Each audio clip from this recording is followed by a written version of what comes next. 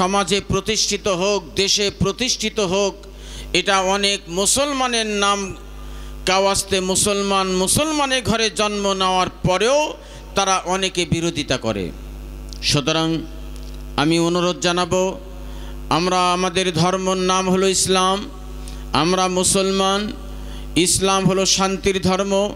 ইসলাম মেনে চললে শান্তি দেবে, শান্তি আসবে ব্যক্তিগত জীবনে, পারিবারিক, সামাজিক এবং রাজনৈতিক জীবনের সকল সেক্টরে ইসলাম মেনে চললে শান্তি, না মানলে অশান্তি।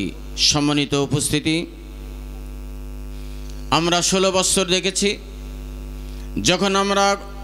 যখন যে কোনো জায়গায় কেন্দ্রীয়ভাবে যখন আমরা ঘোষিত প্রোগ্রাম বাস্তবায়ন করার জন্য নারায়ে তাকবীর আল্লাহু আকবার ধ্বনি দিয়েছি, এই সময় মুহূর্তের মধ্যে মৌচাকে ঢেল দিলে যেমনি করে চতুর্দিকে মৌমাছি ছেয়ে নেয়, ঠিক এমনি করে শত শত হাজার হাজার ফোর্স তারা মোতায়েন থাকে। কোথায় যে লুকিয়ে থাকে, মুহূর্তের মধ্যে স্লোগান দেওয়ার সাথে সাথে বাধা তো দেয়, সাথে গ্রেপ্তার করে জেলখানায় নিয়ে যায়।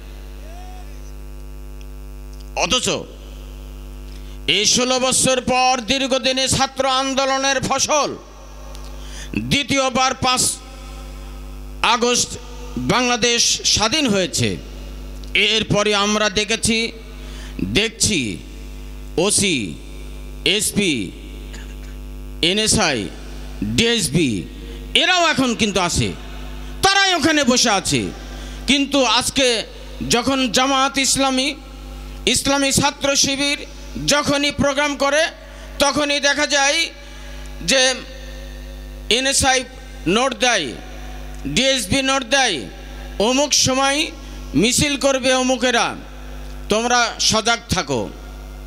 আমি এখন এনএসআইকে বলতে চাই, ডিএসপি ভাইদেরকে বলতে চাই, আপনি কি পালাতক ওই নারীর এখনো কি নেতৃত্ব মেনে নিচ্ছেন?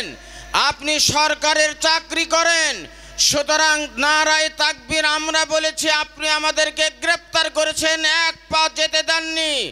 তারা জয় বাংলার স্লোগান দেয়, এই দেশের এনএসআই তারা কি করে, ডিএসপি তারা কি করে, তারা কি এখনো 6 দফার আন্দোলনে তারা বিশ্বাসী নাকি?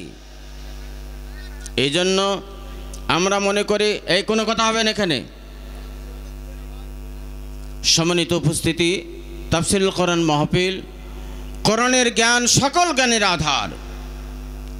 ঐতিহাসিক রেভারেন্ড বাসওয়ার্থ বলেছেন, পৃথিবীতে সকল বই পুস্তক সবগুলো যদি থাকে, কোরআন যদি না থাকে মানব জাতির জন্য যথেষ্ট নয়।